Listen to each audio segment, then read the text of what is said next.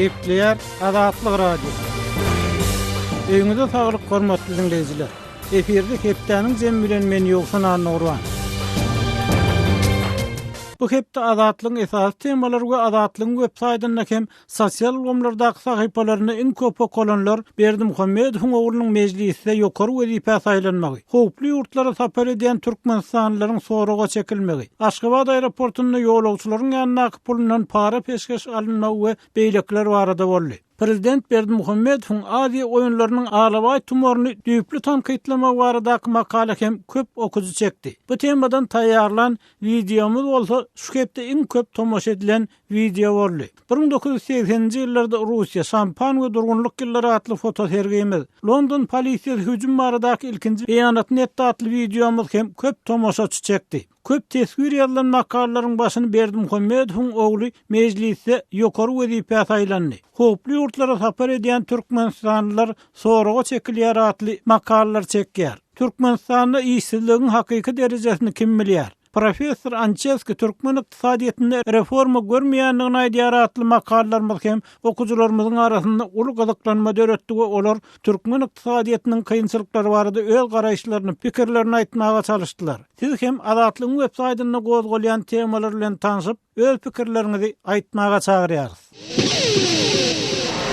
Azatlyk radiosynyň Türkmen hökümetiniň çeşmesi Türkmenistanyň işsizligiň derejesiniň 60% golaýdygyny habar berýär. Çeşme bu habar golaýdy Türkmenistanyň Merkez Bankyna bolan maslahatda hökümet başlygynyň ornunasary Ýagşygelli Kakaýew bilen Merkez Bankynyň başlygynyň arasynda bolan soraw jogaba salgylanyp aýtdy. Onuň sözlerine görä soňky döwürde türkmen resmiýleri her hepde bir näçe maslahat geçirip ýurtdaky ykdysady kynçylyklary çözgüt gözleýärler we şeýle maslahatlaryň ýerine vice-premier Merkez Bankynyň başlygyndan ýurtdaky işsizligiň derejesini soraýar. Merkez Bankynyň başlygy bu soraga işsizligiň derejesi adyndan 59% diýip jogap berýär. Kakaýew gulagynyň eşitýänini ananman, sen näme diýäniň bilýäňmi diýip gatyrganýar. Emma bankyň başlygy öz sözüne durdy. Onsoň Kakaýew statistika baradaky döwlet komitetiniň başlygyny ýerinden turdy. Emma ol işsizligiň derejesi baradaky soraga anyk jogap bermedi. Netijede olar işsizligiň hakyky derejesi barada uzak wagt çekeleşdiler diýip maslahatda bolan Anamdar Çeşme Azatlyk radiosyna telefon edenini aýtdy. Angliýanyň Glasgow Universitetiniň professor, merkezi ýurtlar boýunça ekspert Luke Ancheski Türkmenistanyň işsizligiň derejesiniň şäher ýerlerine däli owa ýerlerine has ýokary bolmagynyň mümkinligini, hususan türkmen işsizliginiň soňky 12-24 aýda gazdan gelýän girdejiniň kemelmegi bilen ýitirilen iş ornunları zararly köpelen bolmagynyň ahmarlygyny saklaýar. Maybe not in urban centers, but in rural areas, especially those areas where there is no much energy going on. Da professor Ancheski 60% işsizlik gaty ýokary bolýar. Belki de azyndan 50-55% bardyr diýen pikirde saklandy. Maybe 60% would be too much, but at least 50-55. Türkmenistan ýurtdaky işsizligiň derejesi barada statistika maglumatlary çap etmeýär. Emma muňa garamazdan garaşsyzlygyň başga ýyllaryndan bäri ýurtda işsizleriň sanynyň artýanyny gaýdylýar. Ýurt içindäki we daşyndaky çeşmeleriň berýän maglumatlaryna görä, soňky 10 ýylda raýatlaryň hususan aýallaryň daşary ýurtlardan iş gözlemesi ýygyderli artýar. Mundan başga Türkmenistanyň çykanlaryň köpüsiniň ýyzyna dolanmagy juda ýaýdanýanlygy, sebäbi olaryň daşary ýurtda tapýan gazançlaryny ýurt içinde tap boljagyny ananmaýanlygy habar berilýär. Fergana habar gullugy Business Insider neşrine salgylanyp 2013-nji ýylyň başynda Türkmenistanyň işsizligiň derejesiniň 60%-digini habar berdi. Business Insider neşriniň analitikleri bu netije Abaşanyň Merkezi Aňtow idarasynyň maglumatlary esasynda gelipdirler. Rus medeniýetiniň, hususan Nizavismaya gazetanyň geçen ýylyň oktýabryna beren maglumatyna türkmen işsizliginiň derejesiniň 50%-den gowrakdygy aýdylýar. Ýöne neşir şonu 2016-njy ýylyň aýagyna çenli ýurdun demir ýol işgärleriniň 30%-de golaýynyň işini ýitirjekdigini saklapdy. Emma Türkiýede 15 ýyl bäri ýaşaýan türkmen migranty Arzu Türkmenistanyň işsizligiň derejesiniň saklap bolmaz derejede ýokardygyny aýdýar we aslynda ýok bolan işiň ölçegi bolmaz diýip pikir edýär. Şeýle dol soňky 15 ýylda ýurtdan iş gözläp gelýänleriň sanynyň ýyl-ýyldan köpelýändigini tasdikleýär. Türkmenistan'da işin özü yok. İşin özü olman için teze gelenler ama köpeli otur. Hemişe köpeli. Yıl geçtikçe köpeliye şu Türkmenistan'dan gelenler. Arduğun pikirçe henidem Türkmenistan'ı aeroporttan geçip bilmän ýygyny dolanayan adamken. Yoksa Türkiye'ye gaýtsak migran dişinin sağın sağacağı olmazdı deyip Ardu telefon söhbetdeşligini aýtdy. Azatlyk radiosynyň Türkmenistanlylar başda näçerak pul üçin gelýärler diýen soragyna Ardu işçileriň köpüniň ilki aýda $200 da işlejek çağalarym az kalmasa bolýar diýenliklerini. Soň Türkiýede $200 zat därligini görüp $600-700 işläp başlaýanlyklaryny aýtdy. Türkmenistanlylar duň tasdiklamagyna görä, Türkiýede işleýän türkmen migrantlary şol gazanan pullaryny esasan ýygy ýurtda galan çağalaryny, maşgalak dalaryny ýerýärler.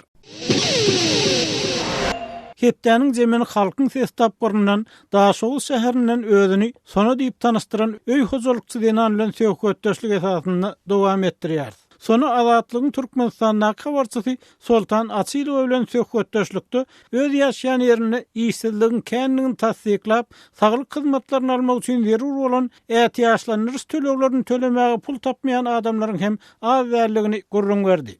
Daşoğlu şäherinde işsizlik sebäpli hojalyklaryň ýagdaýlary pes diýäňiz. Şu özüňiz ýaly ýagdaý pes hojalyklar köpmi? Pes hojalyklar köp. Kesellense okula pul ýok, ilajymyz ýok, kesel ýatýas. Bar adam ýaşaýar, ýok adam ölüp ketýär.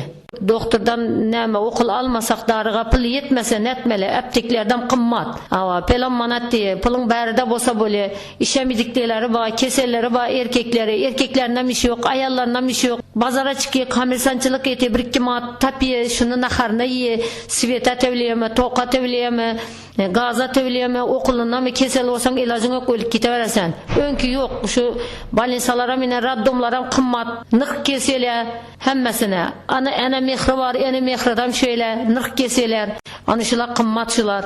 Belki prostoyu 5 diye, belkisi 2 milyon, 3 milyon diye, ene mehri. Ene mehride taza pul bilen 500. Yankı kesilen narxlar lukmaların cüyüsüne girem ya bolmasa kassa töleýän. Kassaga tölegenin az töleýän, ularam töleýän.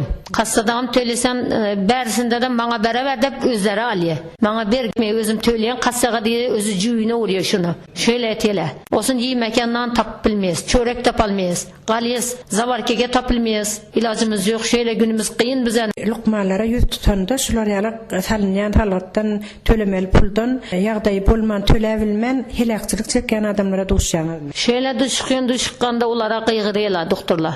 Näme güçün yetse gel, güçün yetmese näme bar daşarda dog diye. Nämetsin olaram elenýe, ýalbarýa, qarz etýe, kabul etýe. Ilajy ýok şunyň ýaly eterler köp elenýe. Doktorlar garamaýar, diňe baýlara garaýar, garyplara garamaýar. Diňe garyplar azat çekýär. Pulla barlar gariye, pullar barna. Bolmasa garamaýar. Bize de garyplere garamaýarlar. Diňe uruşýarlar biz bilen, sökýärler bizlere. Bize azat çekýäs. Diýjek bolan şol bir helakçylyk çekip bir ýok bolan adamlar ýa ýok bolan çaga ýa ýok bolan gelin bolýarmy pul sebäp. Pul sebäpli ýokallarlar köp. Hiç kim izini izlemedi. Hiç kim garipni ölsen ölüp keteveresen. Diňe bayla ötüp ketýär, ýaşaýar, garipler ölüp ketýär. Geçse geter, hiç kim izini izlejek del. Kim izleýär? Pulun olmasa, adamın izinde güçün bolmasa kim seni izlemeýär. Geteverýär. Şöyle ayallar köpsi gittiler. Lekin hazır diňe dogdurup durarlar var ya, diňe operasiýa diye kesýe pul üçin. Şöyle hazır. Önküdün öz ýagdaýynda dogmaýarlar. Diňe kesmeli, olsun pul işleýär şöyle. Doktorlar, lokman hekimler. Şöyleler ama şulanam gördük. Özü doğacak olsam doğdurmaya da bunu kesmeli diye. Pul için, cüy için. Şulanı görgen ben şulanı. Onun sonra realak adamların, şunayalık ýagdaýy düşen gelirlerin, hostarları arda şikayet eden oklar mısın? Fakitler bilen bir prokuraturada da yüz tutan oklar. Şunun yani etsele bu garipler korkuyor. Biz neslimizi näme öldürüver de korkuyorlar bir okulursa o ölüp ketýär. Şunçundan korkkan için hiç kimim jalyp etmeýär. Her kim qarz etde giteberedi. Ne üçin doktorlar ne? Biz atdasana ölse ana özünde kesel boldy diýip de giteberedi. Şunun ýaly. Şöylerde üstüçü bolýar. Ýanky medisina saglyk ätiýaçlyk pasportyňyz barmy? Ha, şudan barat şöýledem onam Ozal arzan edi, onam 75'e çıkardı, onam günümüz kıyın bize. Adamımızı inivelet, men işlemesem çağalarım bakmalı. Şunun için şuna kıylanıyız biz. Ozal bir madde. Son olsa 75'e çıkardı. Her ayda 75 tevliyen. Qıyın bizere töylep bilmeyiz, şunçunam spravkayı almayız. Almasakam bizden zorluyor, şunu almalı dep doktorlar bizlere aytı. Ine şonu tölemedik ýagdaýyňyzda öz taglyk öýleriňizde size hyzmat eden oklarmy, tereden oklarmy yaraman barsaňyz? Yaramin basa ısrafke töylemesen qarajak del dedi. Israfka eken bolsa qarayan, bolmasa dedi falan manat diye. Falan manat bize dedi yok da netmeli. Ayta berýäs, ilajymyz yok. Hormatly dinleýijiler, daha şogully sona bilen söhbet döşlügimizi dinlediňiz. Eýsem sonanyň berýän gurrunun näkiýaly ýagdaýlar siziň ýaşaýan ýerleriňizde hem barmy? Bize ýazyň, telefon edin. Öz evitinizde bolýan wakalar barada azatlyga maglumat bermek isleseňiz, biziň kontakty hasabymyza ýazyň. Bizi gözlük bölümine azat habar ýazyp tapyp bilersiňiz. Siz suratlaryňyzy we videolaryňyzy hem ýollap bilersiňiz. Azatlyk siziň şahsiýetinizi gizlinlikde saklar. Siz bolan wakalar barada maglumat beriň, biz hem habar bereriz. Gepler Azatlyk radiosu. Hormatly dinleýijiler, hepdäniň jemini Aşgabatly ýazy Amanmurat Bugaýew bilen söhbetdeşlik esasyny dowam etdirýär. Türkmenistanyň golaýda medeniýet sungat wekilleriniň dörejilik işgärleriniň jurnalistleriň bir toparyny döwlet syýlaglary hormatly atlar şoň bilen birlikde prezidentiň adyndan pul syýlaglary berildi. Eýsem türkmen medeniýetine sungatyny soňky bir ýylyň dowamynda nähili gowy begenlerji eserler peýda boldy. Bu sorawy Aşgabatly ýazy Amanmurat Bugaýew berýär. Her näçe gynanlygyň bolsa soňky 1 ýylda, soňky 20 ýylda türkmen okuyucusyny, türkmen tomoşaçysyny begenlerje eserler peýda bolmady. Tersine eserler gittinçe gowşup, şol bir galypda ýazylýan eserler döredildi. Aýdy ýerine ýetirilýän aýdym habawatyny da şeýle ýazylýan, goşgy proza eserler wagtyny da şeýle ine şuya bolatdyr bir ýylyny okumagy ýa-da tomoş etmäge münasip eser döredilipdir diýip aýdarýarlar. Ýöne başga bir zat bolýan gittinçe nöwjeýe bir käwap häzirki yaranjyň edebiýatyň wekilleri hakynda gurrun edemizde, yaranjyň sungatyň wekilleri hakynda gurrun edemizde. Bular döwlet siýasatyny mahabat edýär aýdýas. Biz kırmyarmış pikirdiňi soňky ýylyň herpay pul bayraklaryň göz ýetirmän mümkinçilikleri ýa-da döwlet siýasatynyň mahabatdan bir şahsy dehwitleriň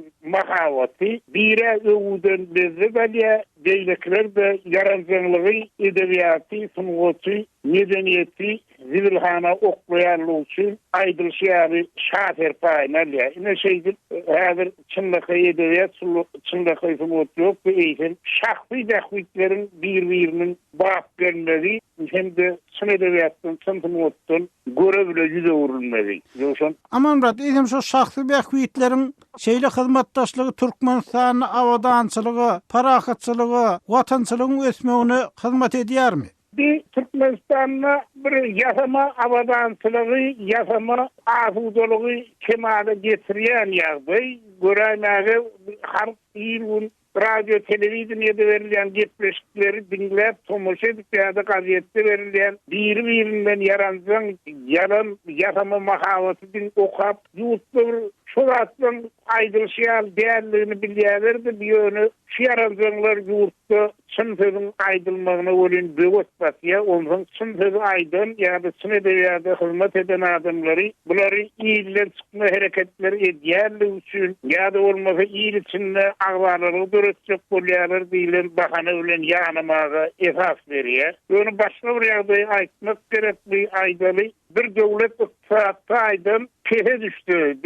Hükümet başına da iş bilen iktisatçılar, maliyetçiler gelse onun şol iktisatta aydın Langşan devleti 3-4 yılın devamını dikeldik bolya. Onu orta hal devletin derecesine yetirip bolya. Onu Hasan'la adamın ağını, ruhu uğur boşat kalsa, mümtezden dikeltmek için adamın 50-60 yıl vaat gerek öğren Hasan'la çın edebiyatın, sınıfın vekillerine döretmeye, yazmaya mümkünçülük döretmeye. Yine hazırki aday çın edebiyatın, sınıfın yüzüne tüykürdü. Yine şu yaran mahavatlar sebeple yurtta çın edebiyat takımına, sınıfın takımına gurrun etmeye esas yok. Ine şu esere hakiki eser bitti, belenip uysanıp okumağa da eser yok. Ine şu ýagdaý bolup geçdi ýurtda. Aman radini şu sizin yaranjaň edebiyat diýeniňiň wekilleriniň ya yaranjaň sunwat diýeniňiň wekilleriniň eserleri ýaş neslin aňyna nähil täsir ýetirýär? Ýaş neslin aňyna şol eserler birinden şol ruhtaýdan el garamalyk duýgusyny kemale getirýär. Oň üstüne de jemgyýetde bir abraýly rol oýnamaly, jemgyýetde görülli bolmaly. Ýaş neslin wekilleriniň hereketlerini bir ýaşlaryň öňünde oýnalýan gülki derejesindäki komediýa diýsen ol bärdem aýdýar, gülküli tragediýa. Ine bularyň ýasama ýaş nesilleriniň görüllesi bilen ýasama ýazgylaryň, ýasama sunwat işlerleriniň ýazýan eserleri birip, jemgyýeti ruh goýdukluğa tarap alyp barýar. Ruh goýduğu adamyň agyrlygy da hormatynyň ýasama boljagy, galan ösüşleri de bir öz derejesinde baha berip bilmegi bir könüden gelýän hakykat, bu hakykat biziň oýlap tapandygymiz. Hormatly dinleyijiler, Aşgabatly ýazy Aman Ratbugaýew bilen söhbetdeşligimizi dinlediňiz. Gepler Azatlyk radiosu. Hormatly dinleyijiler, hepdeniň jeminiň innik söhbetdeşi Pragada ýaşaýan türkmen ýazgy Hudaýberdi Halli. Biz oňa da Aşgabatly ýazy Aman Ratbugaýew beren soragymyzy bermekçi. Hudaýberdine Türkmenistanyň edebiyat, sunwat wekilleri, medeniýet wekilleri syýlaglaryny, köpçüliklerin syýlaglaryny, şoň bilen birlikde de Aman Ratbugaýew ýurtda okar ýaly eseriň ýa-da tomaşa eder ýaly spektaklyň, kinonyň ýokdugyny aýdýar. Bu pikiri häkimet başyna gelende prezident Berdimuhammedow hem aýdypdy. Eýsem, siz näme görýäňiz türkmen medeniýetini, türkmen sunwatyny, türkmen edebiýatyny şuňky näme bolup geçýär? Şuňky elbetde durnukluk bolup geçýär. Edebiýatda da, sunwatda da hakykatdan bir professional derejä çykyp bilýän eseri ýok. Oň üçin erkinlik gerek, erkinlik ýok. Öz pikirini aýtmagy, öz göwnündäkini döretmäge şert ýok. Şol sebäple türkmen medeniýeti, sunwaty, edebiýaty ýa-da galýa, ösüp bilmeýär. Ösmek üçin başgaça pikirler gerek, syňaglar gerek, has taky gaýdylanyna. Şol zatlar ýok. Ondan ol bir ägirt uly boşlugy emele getirýär. Bir ähli döwürlerde bolupdyr. Meselem biz türkmen edebiýatyny alsak, Rehmet Seýidiň lirikasyna çenli türkmen poeziýasy bolmady diýen bolar. Rehmet Seýitde bir janly lirika var. Rehmetden soň Gara Seýitliğiniň bir janly, joşgunly sesi var. Belli bir döwrüň hasylsyz wagty bolýar. Eger dünýä medeniýetine seretsek, onda meselem İspaniýa bir adamzat medeniýetiniň iň bir gülläp ösýän döwri edebiýat babatyna Don Quixote'dan soň, Don Quixote roman dörenden soň Lorcan poeziýasyna çenli uly boşluk emele geldi diýip edebiýatçy alymlar ýazýarlar. Hudaýberdi, onu bu ýagdaýda näme üçin döwlet syýlaglary, baýraklar, atlar, derejeler berilip otýar? Bir de nähil many mazmun görýäňiz? Bu döwletiň siýasaty sebäbi her bir döwletiň öz medeniýet işgäri bolmaly, görnükli ýazgysy bolmaly. Şoň üçin döwlet dowam edýän wagtynda döwlet öz karary bilen aýry adamlar syýlaglaýar. Aýry adamlara baýraklar berýärler. Şol işin dowam edýänligini görkezýärler. Meselem, egerde şol edilen iş bilen, bayrak bilen ölçülýän bolsa, onu meselem Berdimuhammedowyň Aýgytlaýdym romany döwlet bayragyna eýe boldy. Inni hany şolar ýaly eser ýa-da şoň derejesindäki esere döwlet bayragy berilmeli diýilen bir moral talaby, ýagny ahlak talaby öňe sürüp bolar. Ýöne oňa garamazdan Berdimuhammedowyň soň ençime adama şol bayrak berildi. Türkmenistanyň şeýle Aýdaly Kerim Urwan Nepes we Hydyr Derýa ýa-da Berdimuhammedowyň halk ýazgıçylygy berildi. Soňky döwürde şol adamlaryň derejesinden gatyp pes çäkdäki adamlara, onlarça adama da Türkmenistanyň halk ýazgıçysy diýen ad berildi. Her bir döwletiň bir öz siýasaty bolýar, ol öz döwrüne hyzmat edýän adamlary syýlaglaýarlar. Men Türkmenistanyň häzirki beren bayragyna, beren syýlagyna da şol derejeden çimelişýän. Inne Hudaýberdi, siz boşluk barada aýtdyňyz da, şoňdan bir wagtda da häzirki döwür internet döwri döredji adam üçin ullokan azatlyklar, gaty giň mümkinçilikleri berdi diýen pikir aýdylýar. Şuňky nesriýata barmak kökmanlar eger eseriň bolsa, internet arkaly beýleki mümkinçilikler arkaly dünýä ýetirip bilýän, köp ýere ýetirip bilýän, okuwçylara ýetirip bilýän. Eger şeýle boşluk bolsa, bu boşlukda şuňky diňe Türkmen rejimini ýa-da siýasaty günäläp bolarmy? Elbette siyasatı ya rejimi günäläp bolmaz. Sebäbi islendik rejimde, islendik siyasatta gowy işläp bilen adam dünya derejesine çykyp bilen ustatlar bolupdyr. Meselem Mikhail Şolokov alsak, ol iň ýowuz döwürde Ýuwaşdon romanyny döredipdir. Ýuwaşdon romany bolsa 20-nji asyrdaky dünýä inen iň belli eserleriň biri hasap edilýär. Şoň bilen birlikde egerde biz öz ýazgylarymyza gelsek, käbirleri öz eserini internetde goýdy. Şol internet arkaly okulýar, şol görülýär, seredilýär, onu soňam birige habar berilýär. Meselem Türkmenistandan eger bir gowy eser bolsa, onu aýdýarlar bir-birine. Şeýle bir gowzat bolupdyr, onu internetde goýupdyrlar, plan ýerden tapyp alyp bolýar diýilen gurrun derrew halk arasyna ýaýrýar. Ýöne biziň ýazyjylarymyz şol mesele gelensiz çemeleşýändirler diýip pikir edýän. Ýa-da olaryň bir halka yetirmek isleyen eserler bolmaly däl, elinde bir taýýar şunu men hökman halka yetireýin diýen eseri ýok. Elbetde kitap edeýin diýsen, pul bereýin diýsen, gol ýazma getirjek köpdür. Ýöne şu esermi, şu ýazan zadymy men hökman halka yetirmeli diýip şol beýik maksada gulluk edýän ýazyjy häzirki döwürde gaty azmka diýip pikir edýän. Hormatly dinleyijiler, ýazgy Hudaýberdi haly bilen söhbetdeşligimizi dinlediňiz. Eýsem türkmen medeniýetiniň, türkmen edebiýatynyň, türkmen sunugatynyň şunky problemleri barada siz näme pikir edýäňiz? Bize ýazyň, pikirleriňizi aýdyň, telefon ediň.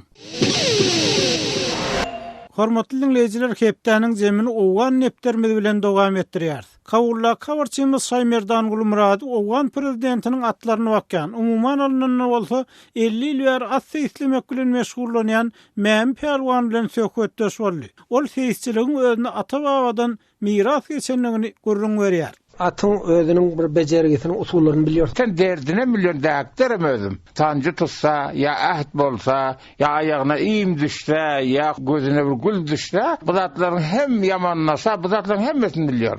Tavuk soýmaly, munyň agzyna kan goýmaly, owlak soýmaly, jyda bolmaz ýalmaz yamanlasa, munyň özüniň maýdaja oglan bejereni ýanat. Ha, usuly bar, bir lazım edilmi ýanyda bar mewlatlaryň. Her zadyň özüň bilmesen başga adama bildirmeýär. Garayaga bulkur hemişe her hepde onun bir garayag yalatmaly. Tuğda mermeli mına. Hoş maşasmaly ketawlasa, ayağına iğim düşse hoş. Muna suwa daňmaly, ýaha daňmaly, her kança ýaksa her turup. Şu maýdabaça tawallut bolsa, şu kança serişlet ýersiň. Ana şonuň ýany zat bolat. Onun kat bolsa munyň iými tämähile bolýar. Iými tile bolýar. Günde 10 seýler padana, 6 seýrem bede, 8 seýrem saman, 5 ýumurtga, 50 ýumurtga günde ýeşilonat. Az bolsa owlaga barabar etjek bolsaň, az zat beren bilen bolmaýar. Gözüň ýummasaň, her kança arpadan gaýtarmaly muny. Ana kışına soň az ýýär. Şu kışyny ýek arpasyny ýaz ýdirseň, ýuwup baka goýmaly muny. Ondan soň muny hop gaşawlap, pakidelap, şampulap, ýuwup, gurşap, muny aýaklaryny aşagynda bürüpdik zat goýmaly, aşagyny kankriz etmeli, atmaksaň. Bir her adam aýtýar, kankriz etmeli. Aýşagy mülaýym dursa toýnaga ösüp, soň her plan haladan plan almaly, nahallatmaly, wagtky gezdirjek, gaňtarmaly. Gaňtar goýarsyň da, gaňtar goýandan soň bolsa muny bir hepde gaňtardan soň nahal etmeli. Bir 20 günden meşgul gaňtarmaly, soň asta-asta goýa bir 50 adam ýere daşa çykaryp görkezip gelmeli. Soň 100 barmaly, soň 200, 300 ana asta-asta soň muny gezdirip ýaşy bolan meşgul gezdiren soň bolsa muny her ötende bir suwdam talap etmeli. Garynlarynyň gününe suw degse, at bir näse özüni taşyşy, çerbini aw etmeli näde bolsa. Soň muny bir darym bermeli, muny çapmaly, haýlera bir ýanyny muny ýalaňa jedip arkalamaly, ýanyna gaşaw etmeli, bir buji ýa bir şal bilen muny hop oňurup süpere sapa muny şiýirmaly. At bolupdyr da Türkmende hemişe. At ýara bolsa Türkmende ozal ata-baba ene howadan ber babulat. Mene atsyz bolan atamyň babam bilen ýok. Hemişe at öljek bilen bir at maňa goýup şunu sakly oglum diýdi. Bir bastyryk bir at. Hemişe atsyz da bir. Ha şu Pakistana mäjbur boldyk ýara bir 5-6 ýyl atsyz boldyk da. Sonda jahatda atymyz bar 90 katym batryň jahatda. Atın aslını arasalayandır. Paklemeli, aşağı ayağını aşağı mülayim olsa atın canı köp şovlu geliyor. neşe tutkun geliyor. Katı yerde duran ne şekilli, mulayim yerde duran ne şekilli. Hiçbirle katı yerde koymalı da atı. Birim jagalarda minmeli de hoş. Birim su içmese atı minmeli değil. Emsin koyup gidiver yerine su içmese. Minmene gitsegem su içmeli şoğun oğlağa gitmeyerin solatı. Siz onda atın kesellerini de ödümü biliyorsunuz. Hemmesini biliyorum ben. Kesellerini, noktak bolanı, iyimlerini, ammarlarını hemmesini biliyorum. At hiç bile ammarlamıyorum, iyimlemiyorum. Atın sorunu bilsen. Su içmese at her bela tapıyor. Su içte bela yok ata. Gepleşigi geçirip azatlığı yetiren Şaymerdan Ulum Radi. Hormatly dinleyijiler, şunun bilen hepdäniň zemini geçirip tutarýar. Ýene-ki efir dostluklarymyza şenlik hoş, saglykda we azatlygyň tolkunlaryna galyň.